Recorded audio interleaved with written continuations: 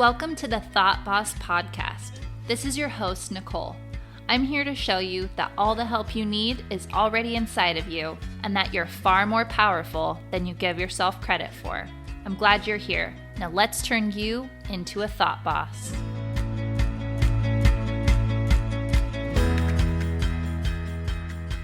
Season 2, Episode 23, Helping Other People Feel Better. Now, this is a lie. I'm not going to teach you how to help other people feel better, but this came up for me this morning when I was thinking about one of my friends. I'm not sure how she's feeling exactly, and she has told me she's fine.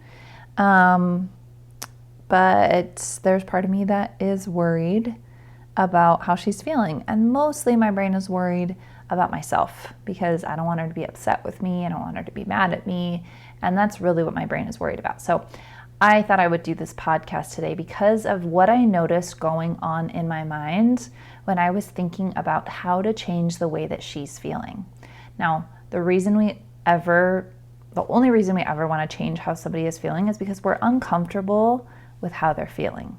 We think it means something about us. Anytime somebody's feeling down or upset or sad, when you think about, like, if you have kids, if they're feeling upset, like, what do you really make it mean about you?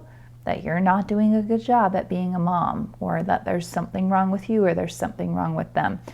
You're wired to think that way. Your brain just thinks negative emotions are bad, but negative emotions, really hear me, they're supposed to be a part of life. They're an important part of life. They are an equally important part of life as good, healthy emotion, or good and happy emotions. Negative emotions are healthy emotions. So before you freak out, I want you to know that without negative emotions, we wouldn't actually have positive emotions. We wouldn't have anything to compare joy to. And so it wouldn't really feel like joy. You don't really experience connection until you've experienced disconnect. Our lives are supposed to have opposites for a reason. And without the opposite of a good thing, you don't have the good thing. It's not as intense. It's not as wonderful. Here's a good example. I spent some time in the foster system. 4 years later, I was adopted. As a preteen, and the things that some people take for granted, like just having mom at home, like the person that loves you more than anything in the world is having her home when you come home, is like an unbelievable, huge blessing. Like, I never, ever took it for granted. I still don't. Anytime I see my mom, I'm like, wow, oh my gosh, I have a mom. This is amazing. Something so small like that. Like, I feel so intensely about my mom because I didn't have one for a while. Like I didn't have a safe place to go to. And it's the same thing when you have experienced loss of some kind. When you have the thing that you've lost, when you have found it, you're overjoyed. But you didn't feel that joy of it before it was lost. So just remember, anytime you're feeling a negative emotion, I like to tell myself, oh, this is an important part of my life. Number one, it's giving me perspective, it's giving me character, and it's going to help me feel even better when I'm feeling good. So, negative emotions are important. They're a necessary part of life. Not just part of your life, but part of other people's lives. So when somebody is feeling sad or upset or depressed or angry or hurt, they are supposed to be feeling that way. And I like to just say to myself, oh, good. They're having a human day. Nothing has gone wrong here. Now, this is my second response to it. My first automatic response is what your response normally is.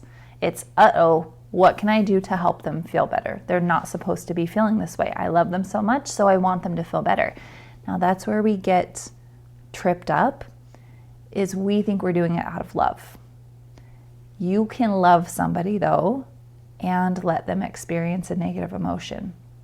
You can allow them to feel bad and not want to get them out of it, or want to get them out of it, but let them let yourself know, all right, we're not going to try super hard to get them out of it because they're having a life experience.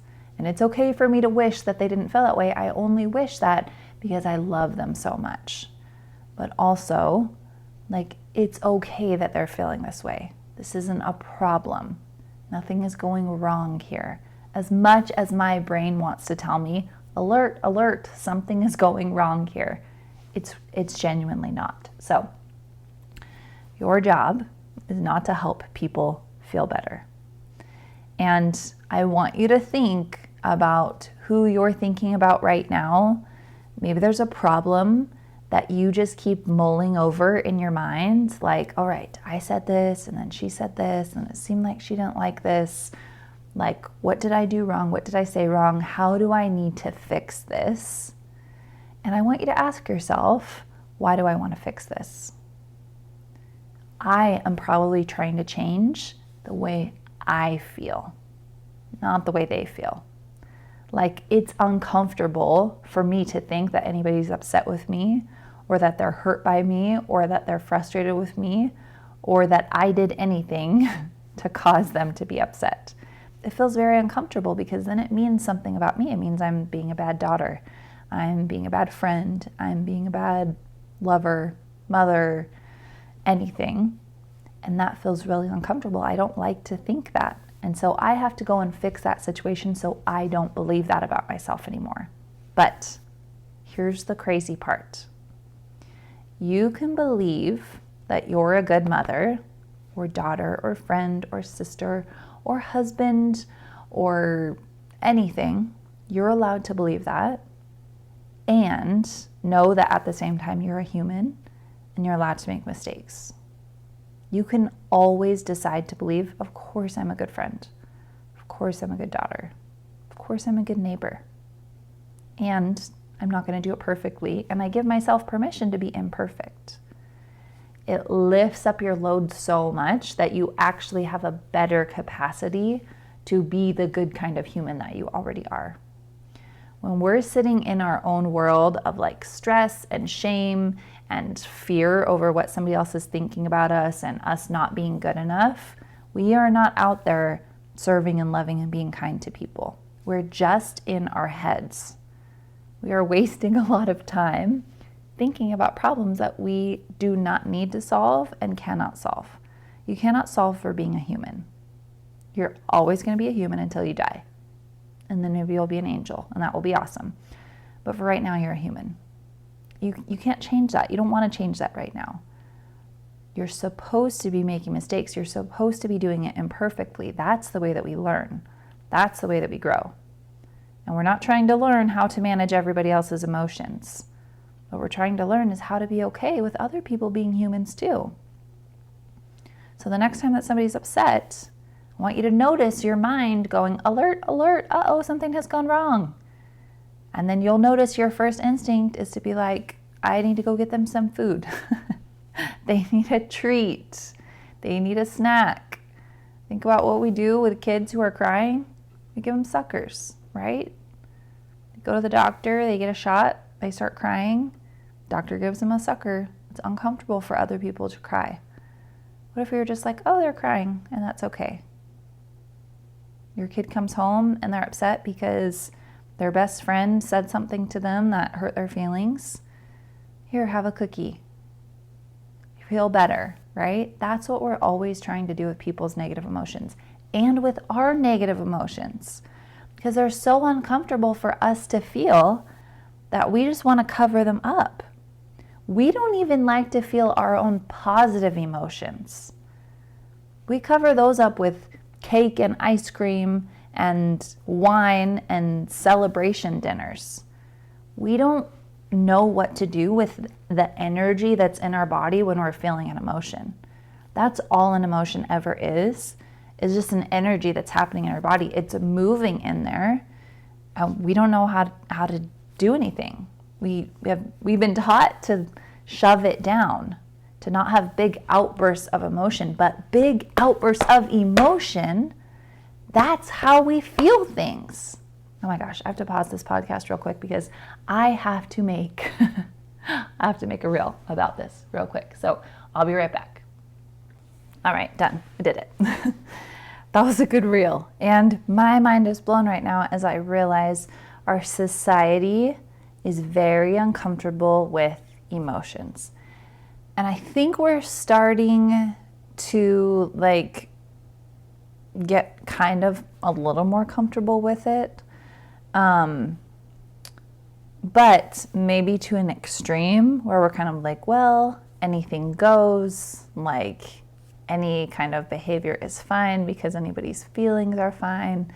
And really, I think we just need to figure out, all right, what is an appropriate way to express my emotions? And by appropriate, I just mean like right time, right place, and not necessarily like right volume and right way.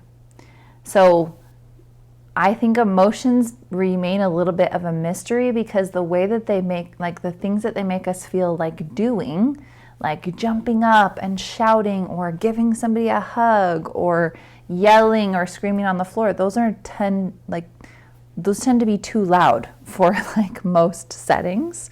And so then we're afraid of being loud at all, instead of just telling ourselves like we need an appropriate place to be loud.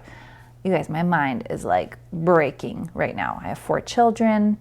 I realize that their emotions, like I've known this, there's nothing wrong with them having feelings, but it's okay for me to just redirect them and tell them like, all right, that's a very loud emotion. Like, where do you think would be a good place for us to feel that emotion? Would you like to do it in your room? Would you like to do it outside? Do you want to do it in the garage, in the car? And just teach them like, oh, okay, this is how we get big emotions out sometimes. Sometimes the emotion is so big that like a little yell or a little clap, like notice how we hold in so much of our emotions, and it's not healthy. It's not helping us. We think that if we let our emotions out, they're just going to get bigger and worse and more extreme. And if we like pay attention to them, that they will like overwhelm us or overtake us. And really it's the opposite.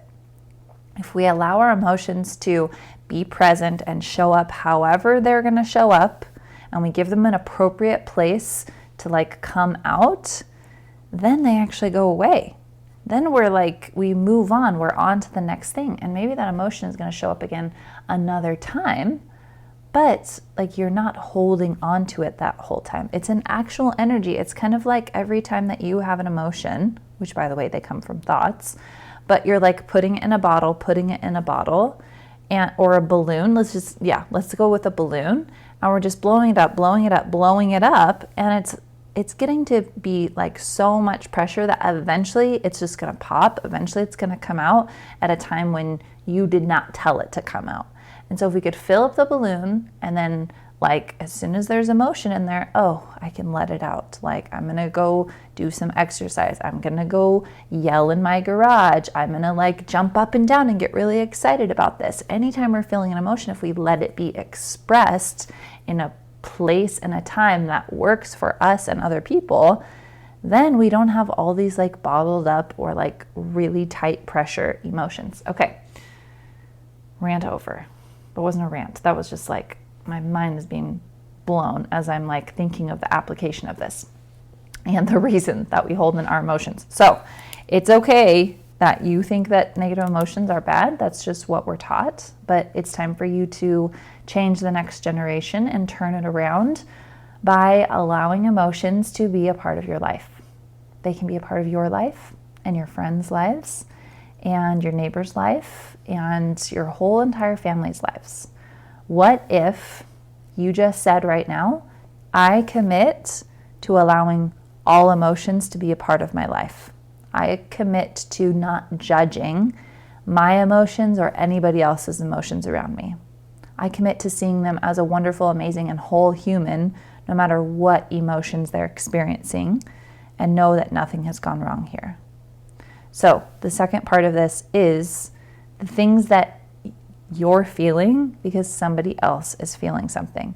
We want to control other people's feelings because we think that it will make us feel better if they're happy. Because what are we allowed to believe when our kids are happy or they're getting along, or our friends are happy and they're like texting and calling us and like so excited and feeling connected, or when your mom is happy and she's letting you know by sending you a card in the mail or calling you on the phone. Like, the thing that we're allowed to believe about ourselves is, I'm a good person, I'm a good mom, I'm worth loving, I'm lovable, I'm valuable.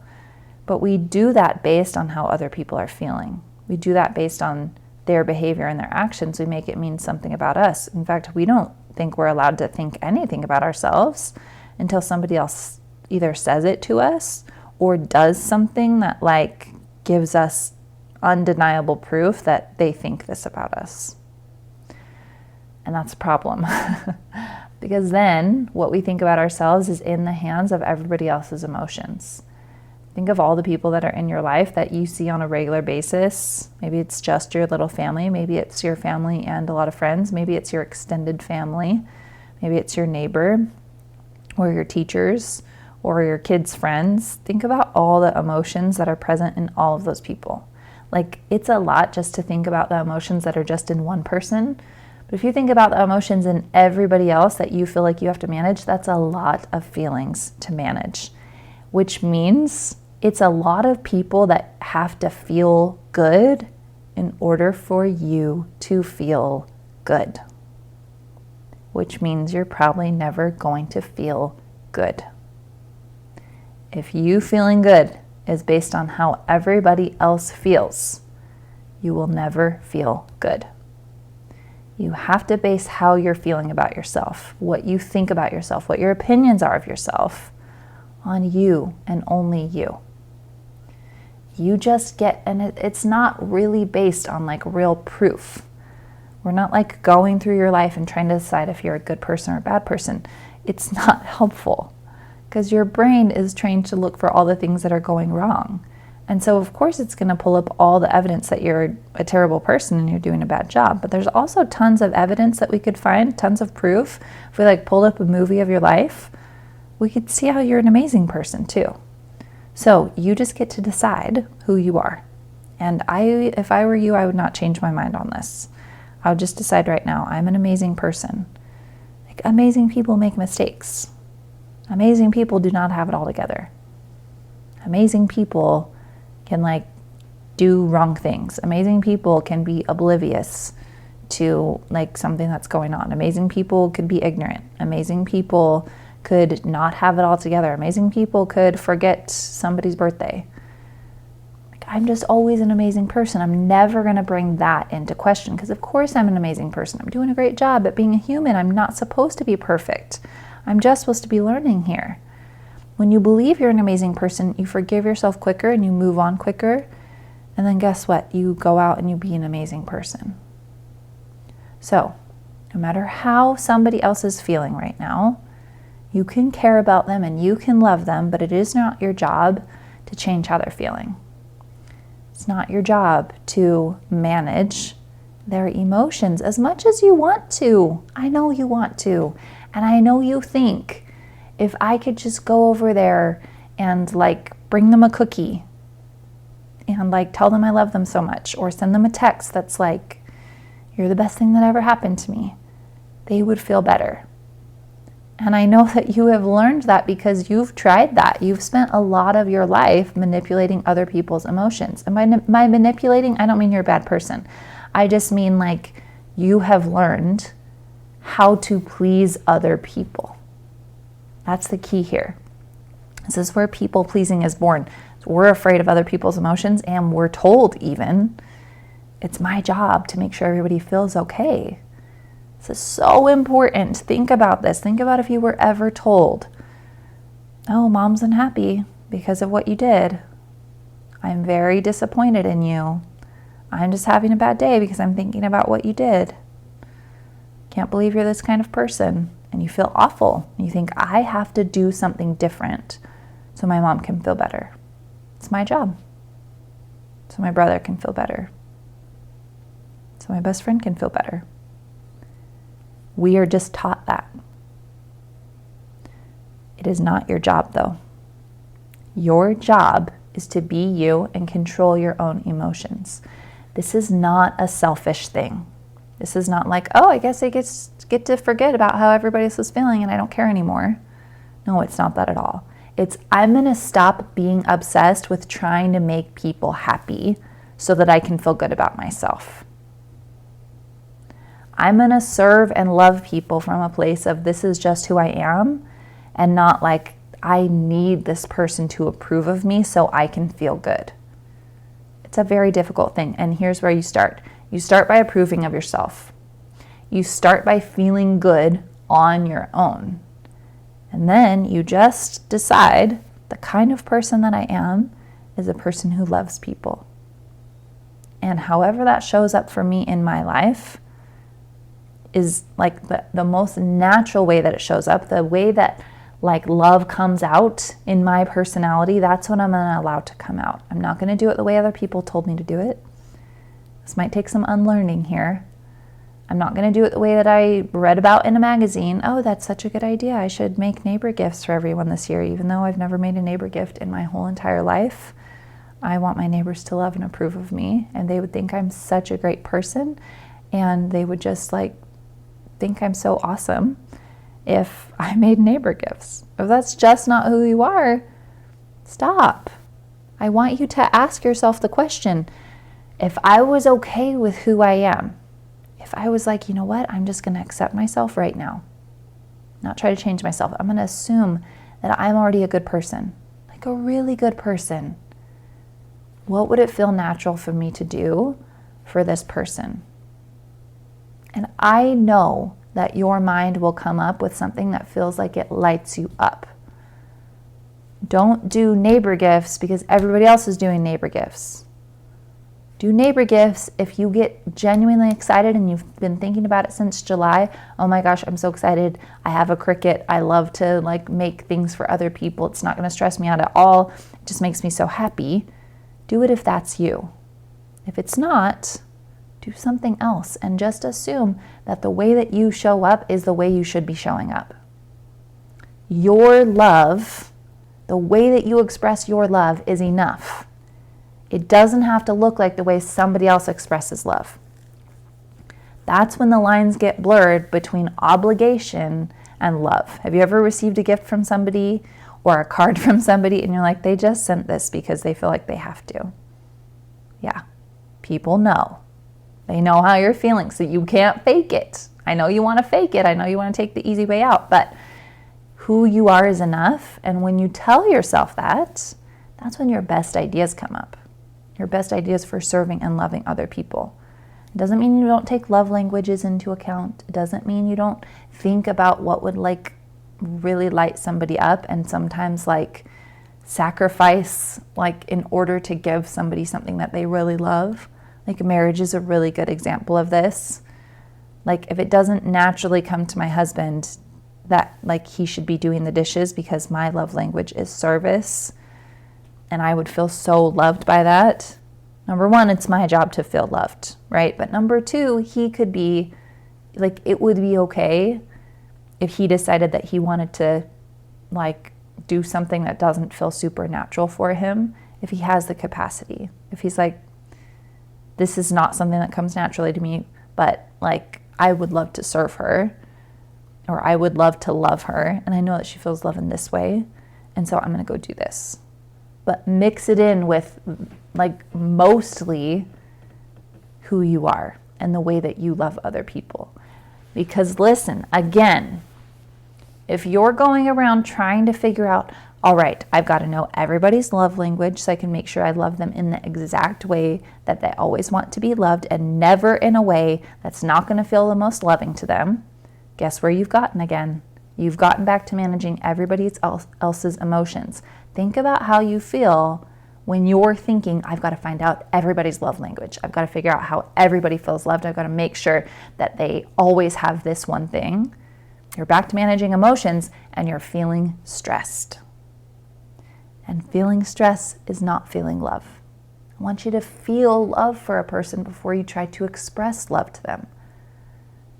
Maybe this is a good way for you to find out, am I loving people or am I trying to manage them?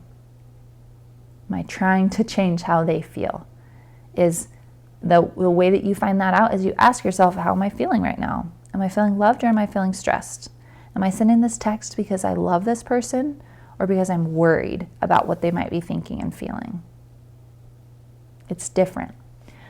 All right, you guys, this is kind of a shortish podcast, 25 minutes. I feel like that's good, but it's so important, and it just came up as I was creating content this morning, and I know that somebody needed to hear it. So ask me questions about this on my Instagram. I would love to hear from you, or tell me what you want to hear about on the next podcast, and share this with a friend, a really good friend who's not going to take it wrong. If you feel like sharing it with a friend is something you would naturally do, all right? Because you love them, because you're obsessed with it and you're excited and you think it's amazing and mind-blowing. That's the only reason you should share it. All right, I'll see you guys next week. Hey, if you're ready to make your mind a safe and peaceful place to be, I want you to sign up for a free coaching consultation. And together we're going to find out exactly what makes you tick, and we'll heal your relationships with yourself, with God, your business, and other people. Because when you feel good, you can do good. I know that the world is waiting for the special magic that you have to offer. Don't make us wait any longer. Sign up for a one-on-one call with me and become the thought boss of your own life. Go to thoughtbosscoaching.com or find me on Instagram at thoughtbosscoaching.